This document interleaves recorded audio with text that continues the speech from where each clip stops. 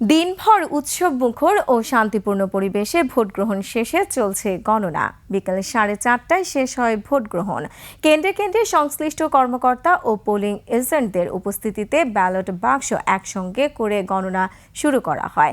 ঢাকা 18 আসনের দুটি কেন্দ্রে এগিয়ে বিএনপির প্রার্থী এস.এম. জাহাঙ্গীর হোসেন। ধানের শীষ প্রতীকে তিনি পেয়েছেন 883 ভোট। শাপলা কলি প্রতীকে আরিফুল ইসলাম পেয়েছেন 576 ভোট। এছাড়া বিভিন্ন কেন্দ্রের থেকেও ফলাফল আসতে শুরু করেছে।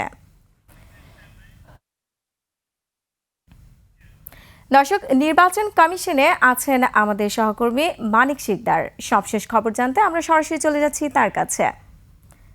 মানিক, আপনি নিশ্চয়ই আমাকে শুনতে পাচ্ছেন। আপনি তো রয়েছেন নির্বাচন কমিশনে, তো এই মুহূর্তে আপনার কাছে নির্বাচন কমিশন থেকে কি কি তথ্য রয়েছে, সবশেষ পরিস্থিতি আমাদের জানান। ধন্যবাদ রোমানা। যে আজকে যে সারাদিন ব্যাপী যে উৎসব মুখর এবং আলোচনা সমালোচনা যাই থাকুক না কেন, একটা উৎসব মুখর ভোট অনুষ্ঠিত হয়েছে এবং সেই ভোটের এখন আসলে ফলাফলের যে চূড়ান্ত ক্ষণটা, সেই ক্ষণে আমরা এখন আছি।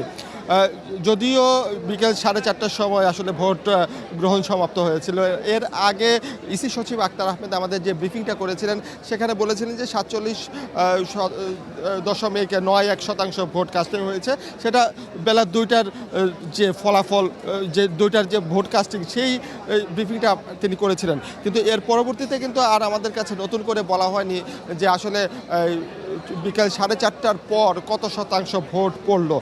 আমরা অধীর আগ্রহে অপেক্ষায় আছি সেই বিকাল 5টা থেকে, এবং এখন 7টা বাজে।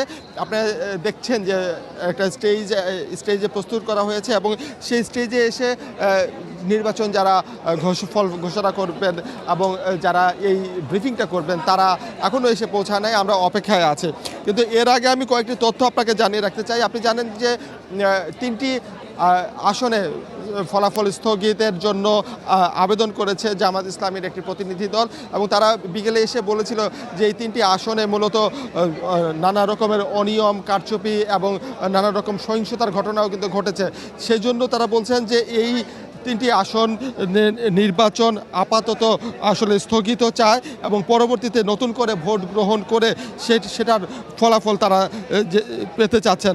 আমি আরেকটু বিস্তারিত যদি বলি যে এই 3টি আসন হচ্ছে কুমিল্লা 8, পটুয়াখালী 1, শরীয়তপুর 2, এবং এই 3টি আসনের পাশাপাশি আরও বেশ কয়েকটি আসনে নানা রকমের অভিযোগ উঠেছে।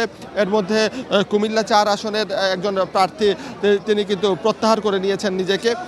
এছাড়া সারা দেশেই যে সমস্ত ঘটনা ছিল, সকাল থেকে নানা রকম আইনশৃঙ্খলা পরিস্থিতি, কিছু কিছু ক্ষেত্রে অবনতির ঘটনা ঘটেছে। অনেক প্রার্থীদের মধ্যে পাল্টাপাল্টি অভিযোগ ছিল, হাতাহাতির ঘটনা পর্যন্ত ঘটেছে।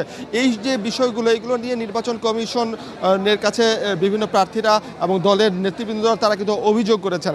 সেই অভিযোগ আসলে খতিয়ে দেখা হচ্ছে। এখানে একটি বিচার বিভাগীয় কমিটি যেমন আছে, তেমনি কেন্দ্রীয় পর্যায়ে যে সমস্ত অভিযোগগুলো আসছে সেই অভিযোগ খতিয়ে দেখা হবে।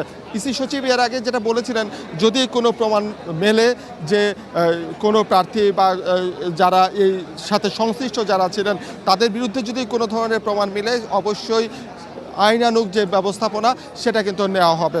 তো রোমানা, এই ছিল আমার কাছে এখানে থাকা সর্বশেষ তথ্য। পরবর্তীতে নিশ্চয়ই আপনাকে আরও আপডেট দিতে পারবো। মানিক, আপনাকে ধন্যবাদ।